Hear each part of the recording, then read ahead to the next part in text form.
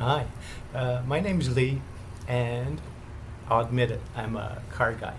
I um, I don't know why I decided to go public, but I have a bunch of old cars, classic cars, should I say, that I like and drive, and so decided to share them with the world. Um, a lot. Well, for me, it's a lot. For my girlfriends, it's a lot. Some people might think it's a little, but let's say it's more than five, less than 100. Hello again. Here I am on a windy May evening, starting with my first car, which I happened to choose just because I drove it to work today. And I should say that some of my vlogging equipment is still in the mail, including a microphone. So my apologies for the quality. Everything I've read is don't video on a windy day without a microphone. So here I am doing that. And right behind me is the first car. There it is. Porsche 944, 1983. One owner before me, 40,000 miles. Beautiful car. I haven't had it long, but everything runs perfectly on it. And it's been babied. How could it not? It's from Sioux Falls, South Dakota originally, and then was brought up to Minneapolis. I put about 300 miles on it. And when I say I like deals, I got a real deal on this one, like free. It's a long story, and I'll tell it at some point, but it was basically, I bought it from someone who didn't know that Porsche 944 prices have jumped up and still thought of it as like the cheap junk car that maybe it was thought of 5 years ago. Because the original owner died and it got passed along, and the estate was trying to get rid of it and thought they might have a problem, and so I offered to help because I'm a nice guy. So here it is. Got it out really for the first time last week and drove it to work. Very first day, I'll show you what happened. Someone backed into it. Now that is not a good thing, and I was unhappy because they not only backed into it, but they left and tried to get away. But I have access to video cameras and found them, and now their insurance is on board and everything's good. But that hasn't been fixed, and it was just so sad because it was so shiny and nice. I just got it out, driven it one day, and crashed. So, but we'll have that fixed soon. If you don't know, Porsche 944s have bolt-off fenders, so it really shouldn't be that hard to fix. Now, maybe time for a drive because it's the end of the day at work and I'm off and about to go. So here I've got the interior, pretty much bone stock, as you can see. It came with a cool set of gauges for the 80s. There's the clock. It works here in this car. A little slow though. Oil pressure. Then we got the super cool 80s style mile per hour gauge. That works. Shows the mileage. Either at rest it's at 60, when you're driving it's at 0. But actually it turns in around 25. Which isn't bad. And then speedo, 47,000 miles on the clock, and a few other gauges. Gas, engine temperature, horn works. Oops, I don't have the key on, but it does work as opposed to many of my cars. And 5-speed on the floor, very nicely positioned for your hand. Love the feel. Does getting some used to. Oh, and velour seats, leather in the back. That's a strange mix, but don't get me started with those back seats. They're funny. My 12-year-old boy tried sitting in them, and he got in there, and he said he fit, but I beg to differ. And the dash, which is a known flaw for those Porsche engineers in Stuttgart or whatever they are. They all cracked on the 944s, and mine did too. I'm going to get it really fixed, but just so I didn't come in every morning and look at that and remind myself what I have to do, I put this cool little Amazon cover on there. And that's about it for the inside. And of course, ashtray, 80s, yes, not used. And there is the cigarette lighter. I was trying to use a little car vacuum cleaner in it, and that's why that plug's not in. Outside, same thing, very good condition. Little sun fading in spots, but really not much. I love the bulges. If you look at the 924 on which this is based, they really missed out. It looks all bulby and blobby, but these fenders are what make the 944 special. And cool hatch. I'm doing a little work back there right now with the huge window and wiper.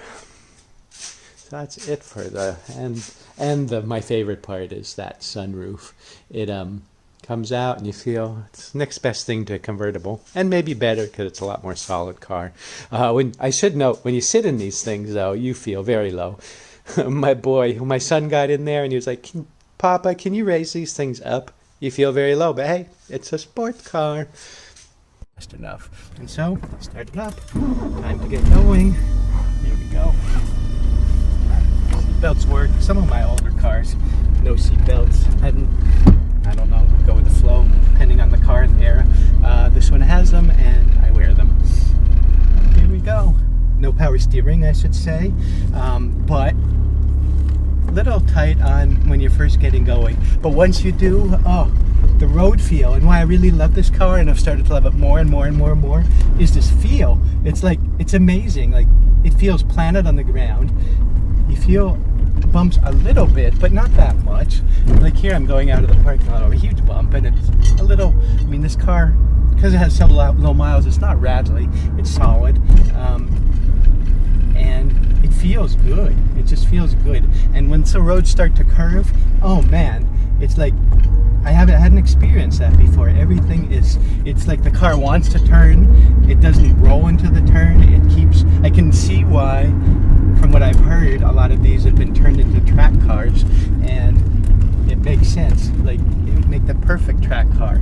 Inexpensive relatively, even though the prices have been shooting up lately, and even with the power it has from the 4-cylinder, which isn't a lot, it's plenty, and with the stick shift right at hand and everything feeling good, and with that handling, that 50-50 weight distribution, it's amazing. I didn't think I'd be able to tell, and I wasn't expecting it.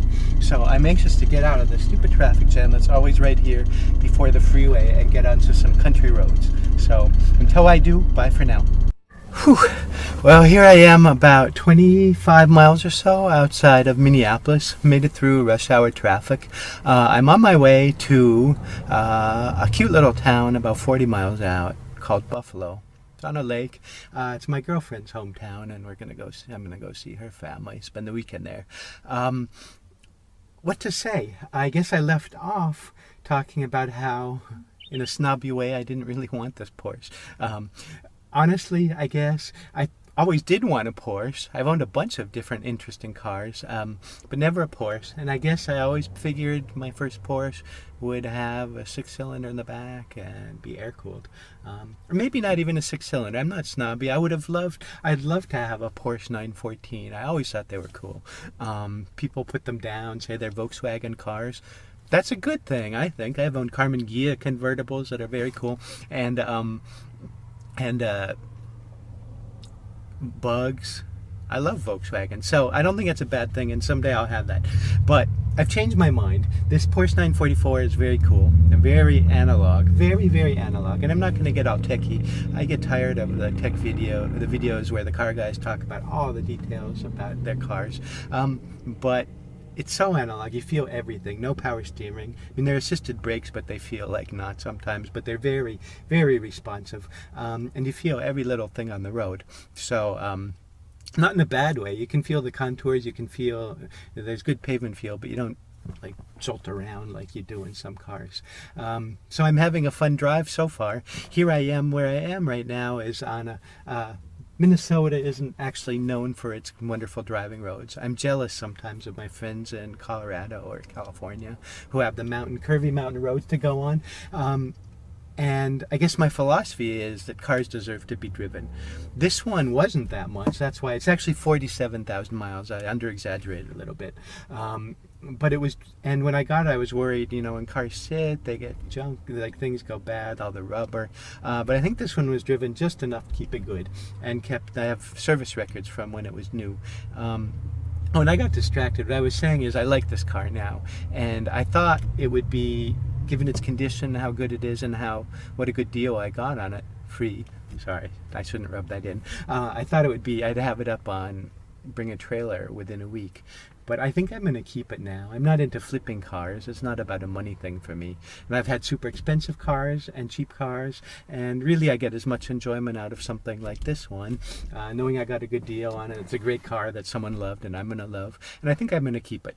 So I'm going to go drive, try and turn the camera. I'm on a curvy road from Minnesota that's fun to drive on. I should note that some of the backcountry roads in Minnesota still are gravel, which I think is great if you have an Impreza or something, or a four-wheel drive truck, which there are plenty of those. But it's not as much fun in a Porsche. And I'm at a junction, I'll show you in a sec, where actually there's a gravel road that I'm not going to go on. They're a bitch in winter though, but right now it would be all right if I had something other than this. So I'm going to stick to the pavement. Oh, here we go.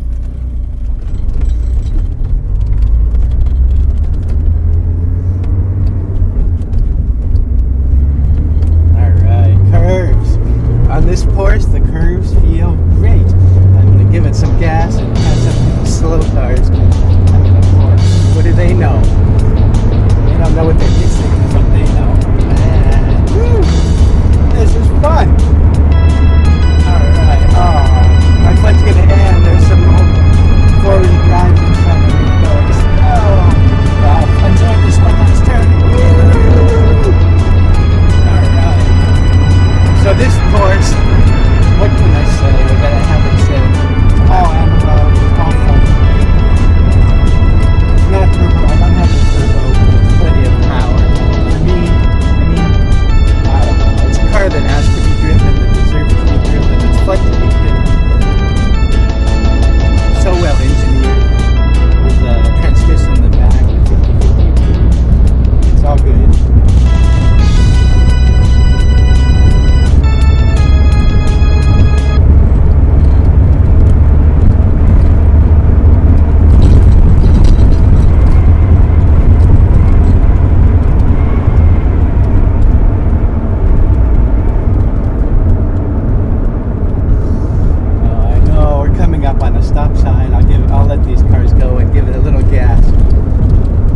Issue I've had with this car is it's so analog, and the electronics were advanced for their time, but not so much now. There's this little thing that tracks the engine speed that's made up with like 1,000 little filaments of metal, and over time the magnet that tracks it start to pull on that metal and they break.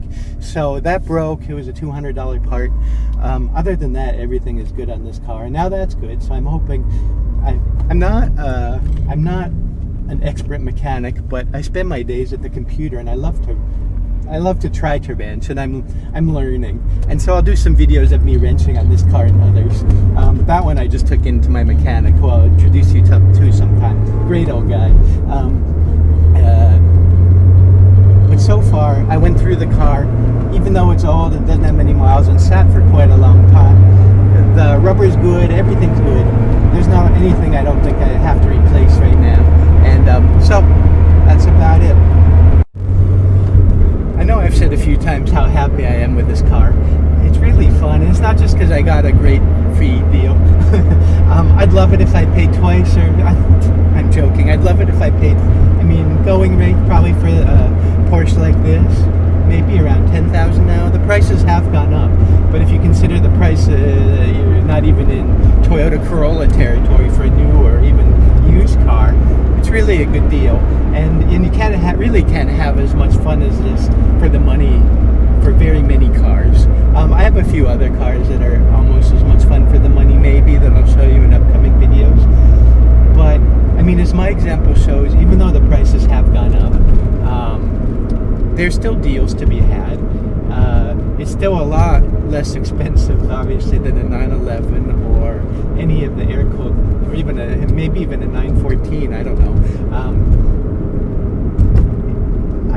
I don't feel like it's a car that needs to be justified anymore, or that you need to make excuses for. For so long, people would be like, "Oh, I got this, but I'd rather have that," or it was okay for when it was made, but it's not real Porsche. I don't agree. I think this was a great car. I'm glad they kept making the 911. At one point, this was supposed to be the replacement, and it is what it is. A really well-engineered, balanced car that doesn't drive like an 80s car. I mean, think of the 80s cars that were out there. I own a Plymouth Reliant. This doesn't feel anything like that. And I've owned some other cars, you know, from a lot of different eras that aren't as much fun to drive, you know. But does this car deserve to be driven? I've driven my other cars. I used to own a Packard V8 Super 8 from the 30s. It was about 50 feet long. I drove that, and it was, I mean, for what it was an interesting car. But this car is just great to get out in. It's great to, you know, my girlfriend, who isn't into wheels and thinks that most wheels means wheels equal stress, likes to drive this car. On a warm day with that roof off, it's almost as good as a convertible. And so for anyone really looking to get into the classic car hobby, this would be a great first start. My advice is start out with one of the non-turbo models. The turbos are so expensive and there's more to go wrong. Enjoy it for a while. If you're into it, get a turbo later on if you can afford it. But you're not giving up that much. I mean, unless you're taking it to the track or really into going 0 to 60 in 6 seconds from every stoplight, you're not going to feel it day-to-day driving. And I feel good in this car. People like it. It gets thumbs up. I drive it to work and my coworkers come out and ask about it. It's a feel-good car, and that's about all I wanted from it. And so I think I'll keep it, at least for the summer, and enjoy it as much as I can. For those of you who are interested, I don't have any wonderful advice for getting a good deal. Watch the Craigslist and the want ads. Obviously, these didn't rust as much because they had pretty good corrosion resistance. Watch for rust. Watch for engine issues. The high mileage ones are risky, and the ones that were beat up or turned into track cars are risky too. Low miles is the way to go, I think, with these. Well, here I am on the outskirts of Buffalo. It started to rain, actually, really hard. I wasn't expecting it. This car's good in the rain, though. I guess that adds a little bonus to this feature. I found one little drip that I didn't know about because I've never actually taken it out in the rain. Nothing serious compared to some of my convertibles. This is nothing. Steers and handles well in the rain. Generally, I don't worry about driving my cars in the rain. I don't take them out in the snow, but rain and just a little water. I was going to wash it when I got here to Buffalo, and now I don't have to do that. I was going to show you some shots of the lake because it's so pretty, but I don't think I'm going to do that right now either. Maybe save that for another day. Thanks for sticking with me. It's been a 40 mile trip in this car. We could do another 40 miles, no problem. The car's ready to go. Everything's good. It's been a pleasure to drive. I hope you take inspiration and find one of these cars for yourself. I'm sure happy I have mine, and if you find one like this, low miles, I love stock. I like that this one hasn't been all changed around. But that's a personal taste. If you find one even not stock that's to your taste with low miles and run good, you'll be happy. This is a great car, well engineered, and fun to drive. Take care. Until next time.